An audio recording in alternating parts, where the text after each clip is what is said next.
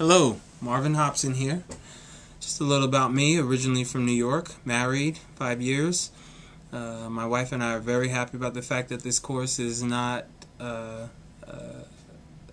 one that I have to travel to because we live currently in Port St. Lucie, Florida, which is about 2.5 hours away from Orlando. So that is a trek, and in the past I have traveled to Orlando for courses, so we're very excited about that. My academic history, I received a master's degree in reading from the University at Albany and a bachelor's in English also from that university. I also have an associate's degree in business, and I also worked in business for a little while before I decided to move to Florida and teach. I've been teaching for the past 8 or so years. The first couple of years, first about 4 or 5 years of my career, I worked in various high schools and middle schools in inner cities in both Tampa and West Palm Beach, and in this area as well, the Treasure Coast. And most recently, for the past 3 years, I've been working at Indian River State College, probably one of the best state colleges in Florida, and just found out a couple of days ago that I have tenure, so I'm really excited about that. I'm teaching college prep English, and it's been a challenge but extremely rewarding, so I'm just excited to be here. Some of the things I've been doing over the past couple of years, one, from the first course that I took with Dr. Saper, I actually ended up writing a book review on the book entitled Reading Hypertext, and that was actually an anthology of sorts of different authors who wrote in very different fashions about reading hypertext. So it was very interesting, and that's going to be published in Rhizomes hopefully in the spring. And then during the summer, this past summer of 2010, I took a course with Dr. Anna Lilios, which was a course that compared the literary relationships and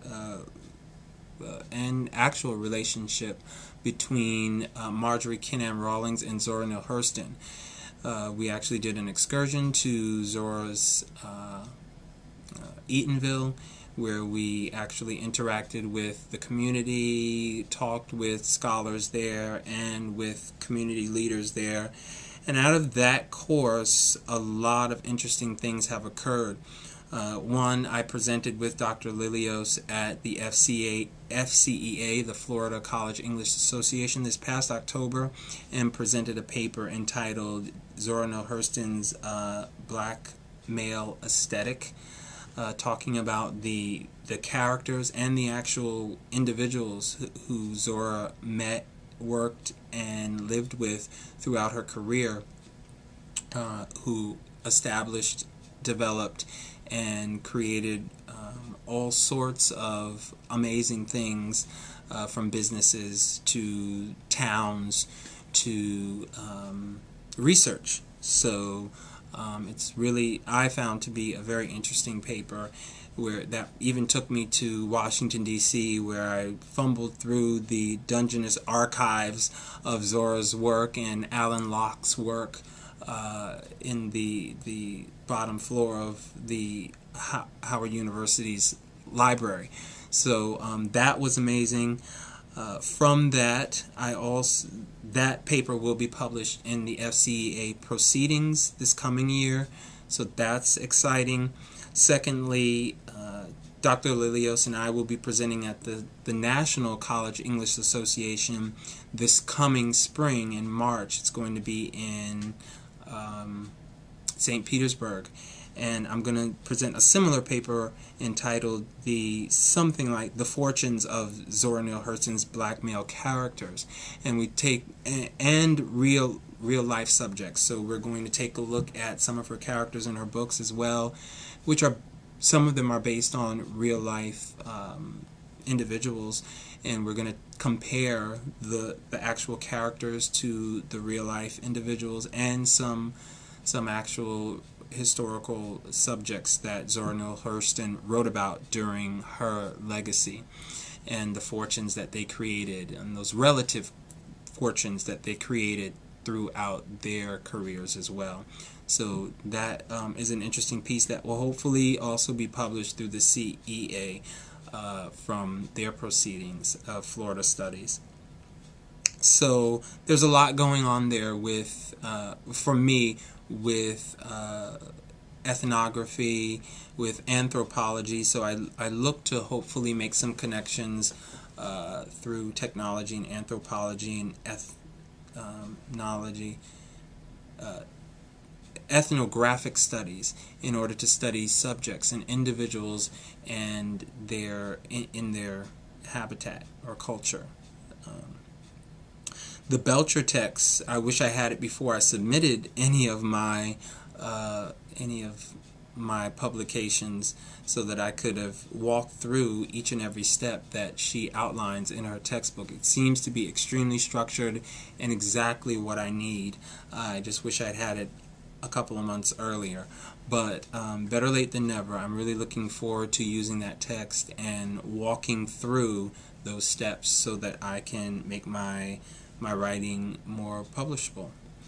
The first class, and it seems like I've gone full circle, the very first class that I took at T&T, which is the Foundations course, I took a look at new media documentaries and how they could be used with social media.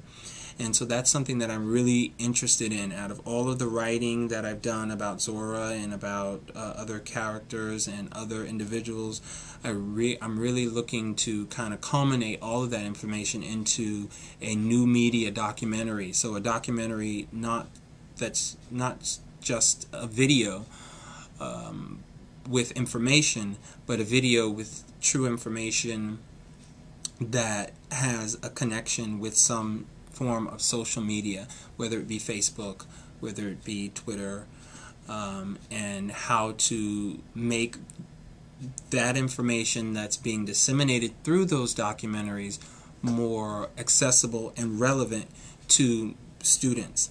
And so a lot of things that I'm looking to do have a built-in pedagogical component. And so the project that I may consider, or would like to know if I should consider doing, is one on the history of the pen.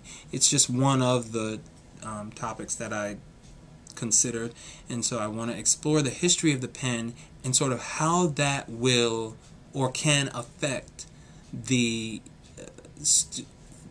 students' writing, or affect writing in itself when we get to the use of an electronic pen. And there's a pen that we use in our courses here called the Smart Pen, and that pen can be used to take notes and record, and also record video and record. It has a camera in it as well that can record and recognize information that has been written on the specific paper that goes along with it, and that can of course be downloaded electronically. So it's almost like a fully electronic pen, or a pen that can be made electronic. So how would that affect writing over a course of time, or how will a pen like that with new technology affect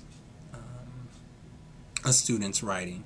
So I'm really interested in seeing how the evolution of the pen has affected writing over time. So that's a topic that I would love some direction with and some input on. I believe that's it. I look forward to meeting all of you online and viewing all of your videos. Take care. Goodbye.